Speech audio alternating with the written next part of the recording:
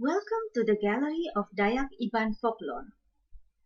This episode is the second of the 3 episodes about the life of an Iban ancestor called Menggin. Episode 9 is the story of how Menggin and his son live in the house of his father-in-law, Singalang Burong. Menggin in Singalang Burong's world. 6 months after Sera Gunting was born, while the child was sleeping during the day, his mother laid him in a cradle and wrapped him in a very valuable Iban woven blanket called Pua Labor Api. As the child slept soundly, Dara Tinchintamaga told her husband that she wished to go down to the river to bathe. But when she had gone, the child began to cry. He cried inconsolably, which worried his father so much. Menggin tried many ways to console him, but the child only cried even more, and at the same time pointed his tiny finger towards the river. The very troubled Menggin took up the child and carried him towards the direction in which he pointed. When they reached the river bathing place, they found out that his mother was not there. Thus the child continued to cry more and more. As he cried, he pointed his finger along a path, so Menggin followed it.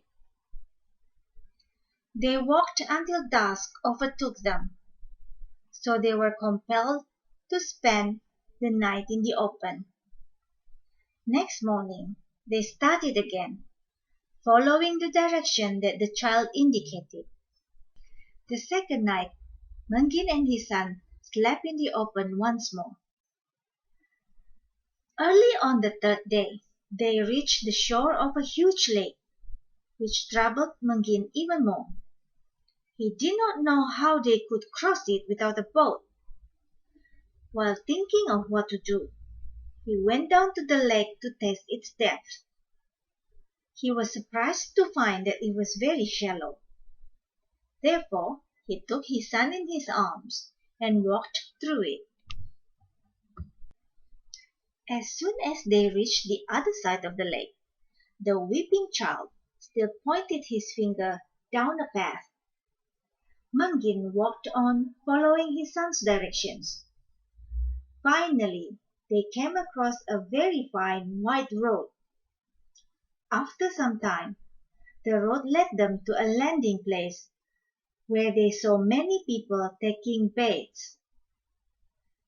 Among the bathers, Menggin saw his wife Dara Tinchintamaga. He was relieved to see her, and he handed her the weeping child. After she had finished her bath, his wife forbade Menggin from going up to her father's longhouse unless he gave her his word that he would strictly follow her terms and conditions. Then she went first to the longhouse, leaving Menggin and Sera Gunting behind. As agreed, they went in later and took their seats among Singalang Burong slaves at the closed veranda, where there were many smoke heads or antupala hanging from the beams, exactly as she told them to. Menggin knew that their arrival did not go unnoticed by the owner of the longhouse, Singalang Burong, for he stared at them fiercely. Even so, out of courtesy, he ordered one of his slaves to bring out betel nut and sirih leaves for Menggin to chew. Throughout the evening, Menggin talked only with Singalang Burong slaves at the closed veranda. When the time for dinner came, he and his son went inside the living quarters by following the fly which showed the way to their food, as instructed by his wife. Likewise, at bedtime, they went into the living quarters, following the firefly which showed them to their mosquito nets. When the new day broke, with Sera Gunting strapped to his back, Menggin went out to the field to help his wife do farming work until twilight came. They did this for a few cycles of harvest. All this time, Singalang Burong never spoke one word to Menggin or his son. By then, Sera Gunting had learned to walk and talk. One day, he went to his grandfather's seat. Surprised, Singalang Burong asked how come the boy dared to take his seat. The boy replied that was because he was his grandson, and asked why he never spoke to him or his father. Singalang Burong took the boy in his arms and put him on his lap. He asked the boy to prove his claim. Sera Gunting insisted that he really was his grandson, the son of his eldest daughter and Menggin. Singalang Burong said if the boy was truly his grandson, he would surely have no problem completing a few trials that he intended to give him. Sera Gunting accepted the challenges, and he passed each trial better than expected. Therefore, Singalang Burong admitted that Sera Gunting was indeed his grandson.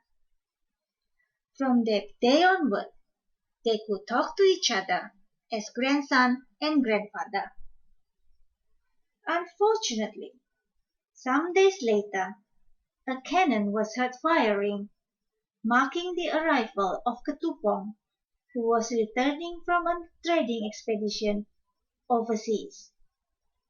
When she heard the cannon, Daratin Chintamaga came running out of the living quarters and begged Menggin and Sera Gunting to leave her father's longhouse at once, because she was fearful of the arrival of Ketupong, her husband. Accepting her plea, Menggin and his son left the longhouse of Singalang Burong to head home. Once they reached home, they found that Remy and Sampar were very sad and worried about them. Menggin explained to them how they had come to live in Singalang Burong's longhouse all these years. That night, the household began to be merry again, because they had thought Menggin was lost, but he had returned, and though he was thought that he was alive. Almost every evening afterwards, they gathered together to hear what Sera Gunting had to tell them about the house of his grandfather. To be continued in episode 10. Your host, Indai Sampurai.